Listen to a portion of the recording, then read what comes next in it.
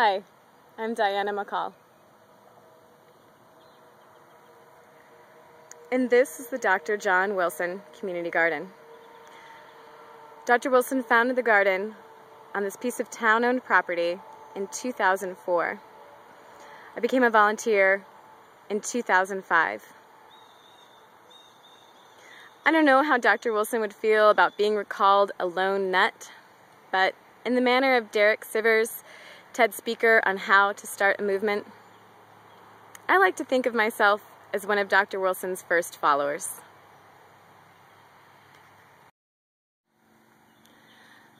From volunteer and support person to Dr. Wilson's amazing vision to grow food for those in need, to provide land for people to grow their own vegetables on for their own families, and to provide education to people of all ages.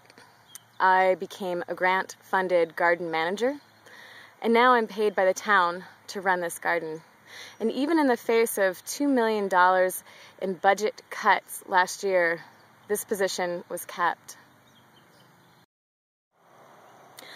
Last year, the garden produced over 4,000 pounds of fresh produce and was donated to families in need here in Black Mountain.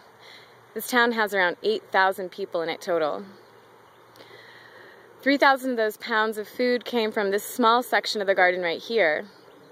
The other 1,000 pounds came from the over 70 families that grow food for themselves. Each of those families donates the first 5 feet, or 10%, of their garden plot to grow food for donation. And for the last 2 years since we started the program, it has produced 1,000 pounds a year. The garden is dedicated to ever expanding its ability to produce food for folks in need. This is our apple orchard planted in 2009. On the far slope, at the top of the hill, will become a food forest of cherries, nuts, pears, and more to feed this community. Along this fence row and all the way down into the shadows is a 300-foot-long medicinal and native at-risk species trail. This, along with our annual production and the permaculture sites, serve as extensive opportunities for education. Every first grader and every fourth grader in our community come for a visit to this garden. The Greenway Trail you see here was put in last year and has increased accessibility and visibility for this garden. The garden is a place of beauty. I've even heard some of our gardeners refer to it as a spiritual place for them. Keep in mind that what you're looking at right now was once overgrown with exotic invasives, unused bottomland, waste, and more. And with a vision of one man and a few followers, we've turned this into an abundant, nurturing, beautiful part of our community.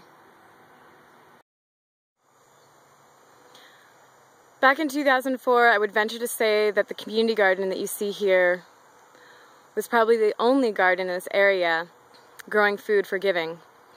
Now we're one of many. In fact, so many that we've started an alliance for gardens that give, that includes the Lord's Acre, Dig in Yancey, and numerous others that every month are joining on board for this mission of giving food to those in need and teaching people how to grow food and to care for themselves.